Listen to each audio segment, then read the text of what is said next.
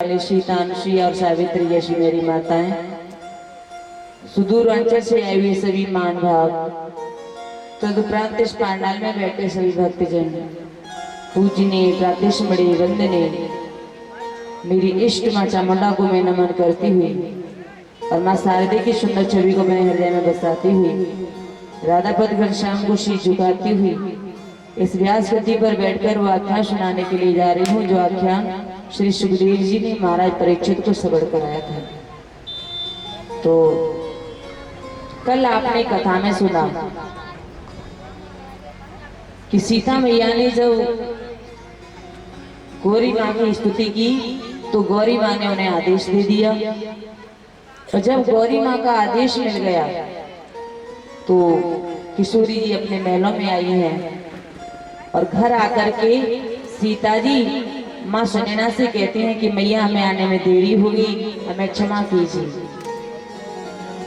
क्योंकि वहां पर अयोध्या के राजकुमार आए थे और सारी बात साफ साफ कह करके बता दी। तो सीता जी घर पहुंची और इधर हृदय में सीता जी के सात्विक रूप की सराहना करते हुए दोनों भाई गुरु के पास आए हैं और उनकी सेवा की है।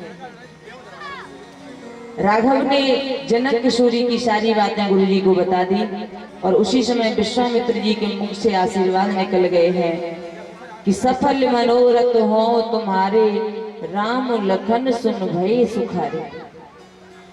विश्वामित्र ने कह दिया कि तुम्हारे सारे मनोरथ सफल हो, राम लखन दोनों सुनकर के सुखी होते हैं। राम को आशीर्वाद दे दिया, पर मंत्र दृष्टा मुनि जान गए हैं कि बाग में सीता मैया के साथ में जो 8 सखी थी उनमें उर्मिला भी थी।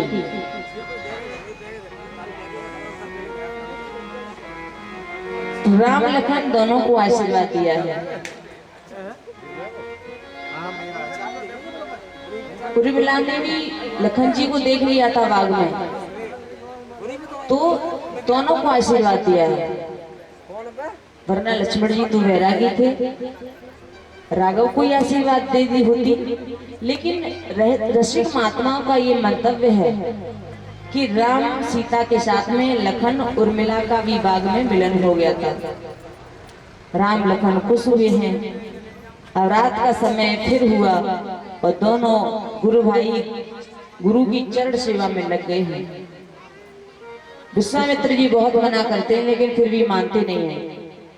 दोनों गुरु भाई बड़ी गुरु सेवा करते हैं, बड़े गुरु भक्त हैं। तो पहले के शिष्यों में और आज के शिष्यों में बहुत अंतर होता है। पहले के शिष्य गुरु की बड़ी सेवा किया करते थे, लेकिन आज की तो आज के ही जाने। फिर रात्रि को गुरुजी ने मना किया कि अब तुम जाके विश्राम करो, तो दोनों भाई विश्राम करने के लिए गए हैं। फिर लखन जी ने श्री राम की चरण दबाना शुरू किए। लखन जी पैर दबा रहे हैं।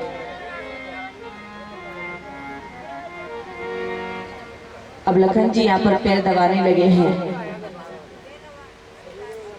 तो बताया है, एक कथा का वर्णन आता है, कुछ संतों ने बताया है कि लखन जी उस रात्रि को जब पैर दबा रहे थे तो उनकी आंखों से अश्रु बहने लगे, और जब लखन जी की आंखों से अश्रु बहने लगे तो देखो लखन जी वैसे कभी रोते नहीं थे, बड़े मजबूत हृदय के थे। लेकिन राम जी ने देखा कि इतना मजबूत हृदय वाला और ये रो क्यों रहा है, क्या इसे माँ की याद आ गई? अचानक बैठ गए, लखन से पूछने लगे क्या है, क्यों तुम रो रहे हो, क्या हुआ? लक्ष्मण बोले नहीं महाराज, मुझे किसी की याद नहीं आ रही है, बस मुझे एक चिंता हो गई है। कैसी चिंता? लक्ष्मण ने कहा कि देखो मुझे यकीन है, पूरा विश्वास है कि ये जो धनुष है ना, ये आपके यहाँ से टूटेगा और जो सीता मैया है ना, वो आपको ही वरमाला पहनाएगी। राम जी ने कहा तो इसमें रोने की तो कोई बात नहीं है। तो कहा इसी में तो रोने की बात है। का क्या बात है रोने की? अरे कल अगर हमारी शादी हो जाएगी तो उसके बाद सीता जी को लेकर के हम अवध में चलेंगे, और सीता अवध में आएगी तो सबको खुशी होगी। लक्ष्मण कहने लगे यही तो बात है, आपकी शादी हो जाएगी, आप सीता जी को लेके अवध में चलेंगे, जब अवध में पहुंच जाएंगे तो मेरी जो सेवा का काम है वो मुझसे हट जाएगा। सीता मैया कह देंगी कि आज से तो मैं ये काम करूंगी, तुम यहाँ से चले जाओ। वो कह देंगी सेवा का काम मेरा हो गया, तो महाराज आपकी ये चरण सेवा मुझसे छूट जाएगी, तुम्हारी चरणों की सेवा मुझे नहीं मिलेगी। तो मैं सोच के रो रहा हूं कि मैं क्या करूंगा, क्योंकि जब तक तुम्हारे चरणों को मैं दबा नहीं लेता तब तक मुझे नींद नहीं आती है। ये मेरा धर्म बन गया है। भगवान ने कहा कि तुमने तो बड़ी लंबी कल्पना कर ली। देखो लखन, इसमें परेशान होने की कोई बात नहीं है। पहले तो सीता ऐसा नहीं कहेंगे, लेकिन माना कि ऐसा सीता कह भी दे तो मैं तुम्हारी सेवा किसी को नहीं देने दूंगा, मैं वहां पर तुम्हारी सेवा को बांट दूंगा। आज से ही मैं तुम्हारे चरणों को बांट ही देता हूं। दायां पैर तुम दबाना और बायां पैर जानकी दबाएगी। तो देखो दोनों का बंटवारा कर दिया भगवान ने। उसी समय फैसला सुना दिया कि तुम जब दोनों गैर मौजूद होंगे तो फिर हनुमंत अकेला मेरी सेवा करेगा। तो देखो दक्षिणे लक्ष्मणो यस्य वामे च जनकात्मजा, ये भाग कर दिया है। इस तरह के बंटवारे से लक्ष्मण जी को संतोष होता है। भगवान ने कहा बस अब सो जाओ। लक्ष्मण जी अपने कक्ष में आए हैं और हृदय में भगवान का स्मरण करने लगे हैं। तो भगवान नाम कलयुग में प्रधान साधन है। गोस्वामी जी का जो मंतव्य है उसे हम बार बार दोहरा रहे हैं कि जब भी समय मिले, जितना भी समय मिले, हरि नाम संकीर्तन आप किया करो। सभी संतों का भी यही मंतव्य है। गुरु नानक भी यही कहते हैं कि नानक दुखिया सब संसारा, सो सुखिया सो नाम आधारा। महाप्रभु चैतन्य ने भी कहा है कि बस सीधा सीधा नाम जपते रहो। तुकाराम ने भी यही कहा है कि विठ्ठल विठ्ठल गाते रहो। सब संतों ने एक ही बात कही है। मेरे कहने का मतलब यह है कि संकीर्तन किया करो। भगवान अवसर दें तो हरि नाम स्मरण, ये बहुत ही सरल साधन है। कल विशेष नहीं आन उपायु, कली में तो कल काल में ये विशेष है और कोई उपाय नहीं है। बताया है तुलसी राके कहते ही निकसत पाप पहाड़, फिर पाछे आवत नहीं देत मकार के वार।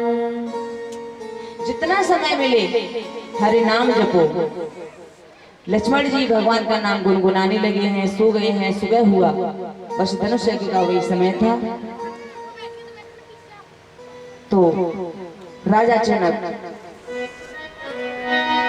दूसरे दिन निर्मल प्रातः काल आने पर राजा जनक ने अपना नित्य कर्म पूरा करके श्री राम और लक्ष्मण सहित महात्मा विश्वामित्र जी को बुलाया है और शास्त्रीय विधि के अनुसार मुनि तथा उन दोनों महनस्वी राजकुमारों को भी बुलाया और उनका पूजन भी किया है।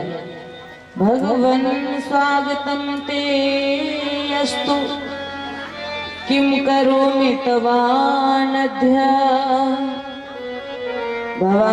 भवानाज्ञायतु माम ज्ञापो भवता है हम। भगवान आपका स्वागत है। निष्पास महर्षि, अब मुझे आज्ञा दीजिए, मैं आपकी क्या सेवा करूं, क्योंकि मैं आपका आज्ञा का पालक हूं। भगवान आपका स्वागत है। निष्पास महर्षि, अब मुझे आज्ञा दीजिए, मैं आपकी क्या सेवा करूं, क्योंकि मैं आपका आज्ञा का पालक हूं। भगवान आपका स्वागत है। निष्पास महर्षि, अब मुझे आज्ञा दीजिए, मैं आपकी क्या सेवा करूं, क्योंकि मैं आपका आज्ञा का पालक हूं। महाराज आज धनुष्य का दिन है और आप दोनों कुमारों को लेकर के यज्ञ में आइए। मैं समय पर आपको बुलाने के लिए शतानंद को भेज दूंगा। इतना कहा और जनक जी चले गए हैं। अब सब